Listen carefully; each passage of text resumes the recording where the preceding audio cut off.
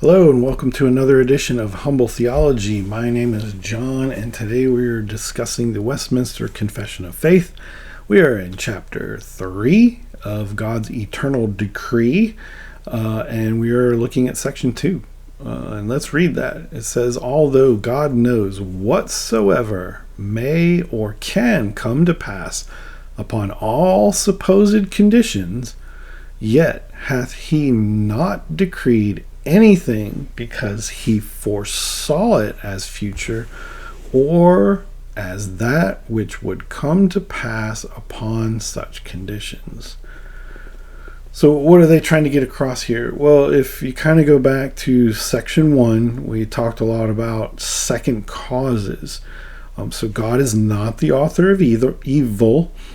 Evil comes from creation. So man, angels brought that upon themselves when they sin, when they turn against and go against God. And so what section 2 then is saying, so whatever comes to pass, whatever happens within God's realm of providence, he has to be in control. He's God. He's ultimately in control of all things. In being in control, he doesn't have things happen because he just sees them as future. In other words, kind of like the master chess player. Well, I saw that this would happen, so I'm moving my piece here because I knew you were going to do that. No, he's not contingently looking down a tunnel of time and saying, because I've already seen these things, I'm going to say I predicted them and that they're now part of my providence, that they must happen because I'm overseeing it through seeing it. Like, no, things that happen because God ordained them to happen. That he sees them in the future, yes, they're there because he put them there to happen that exact way. So in other words, your salvation as a Christian is not by just happenstance. Everything in history leading up to your birth and your conversion and everything had to happen a certain way as God made it happen to get you to that point, to save you at that point in time by the words that you heard, upon the conditioning that you were brought up with to reach that point, upon that day, upon that hour.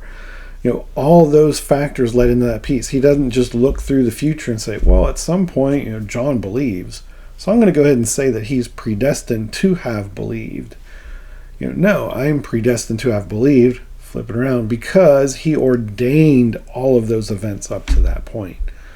And that's what makes him God. He controls everything. Everything isn't just happening, and he's able to stand above it and look down and go, oh, okay, I see, okay, and then call his shots based on those actions. That makes him reactionary to things already in motion. If he's not controlling everything that's already in play, everything that's in motion, then it's just happenstance. And he can't possibly predict or foresee anything as future because it would be just conditional actions. If I saw something as future, but then something prior to it changes, well, I would have to change my prediction for the future because what happened here just now changed.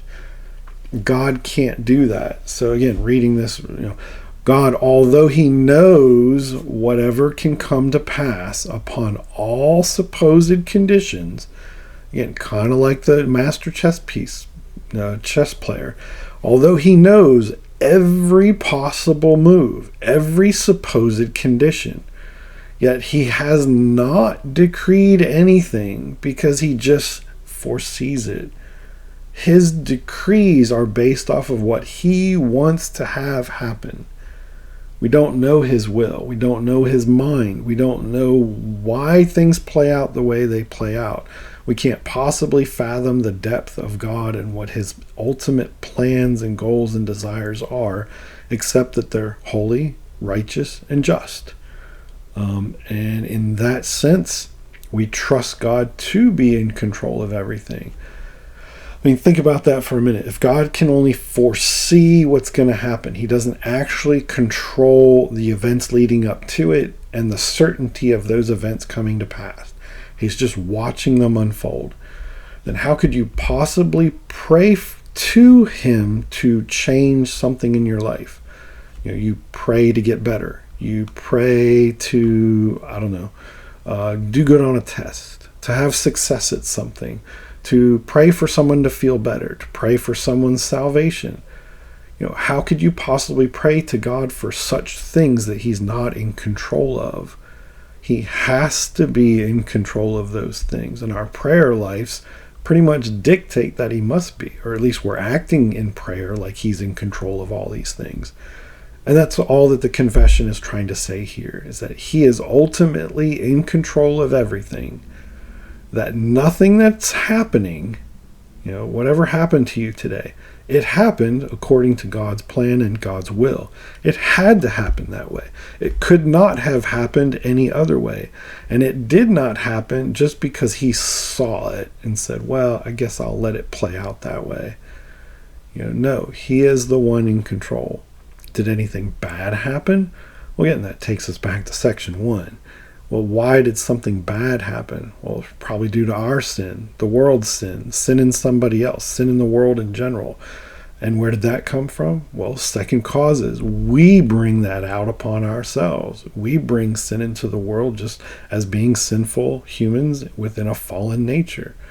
And there's a fallen angel called Satan and his minions still causing the same type of trouble and problems as well, temptations and things like that.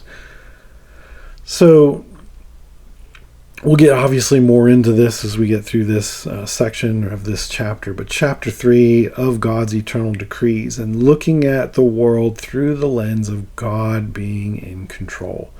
As a Christian doctrine, this is one of the biggies. Is God really in control of everything that happens? In this day and age, in this world, I believe there's a thing by Ligonier Ministries on the condition of Christianity in the world today, where they do a survey looking at people's beliefs, and a lot of people don't believe this anymore. God's not in control. He's just kind of a force out there somewhere, and he set things in motion. Yeah, sure. And salvation, stuff like that, but I'm a good person. I believe it's like 90% of professing Christians would say, well, but people are generally good and innocent. That's not what this is saying. So a historic creed, a historical confession in the Westminster Standards, as they're referred to, I recommend you check them out. Just read them for yourself. See what you think. It's got plenty of scripture verses there to kind of go along with where they get these ideas from. So check them out for yourselves. But that's where we'll wrap it up for this week. I'm kind of rambling now, so let's just wrap this up. We'll look at chapter 3, section 3 next time. Take care. God bless. If you like all this, like, subscribe, share it, leave some comments. We'll interact on talking about some of this stuff if you want to. But God bless. Take care. Have a good week. Bye-bye.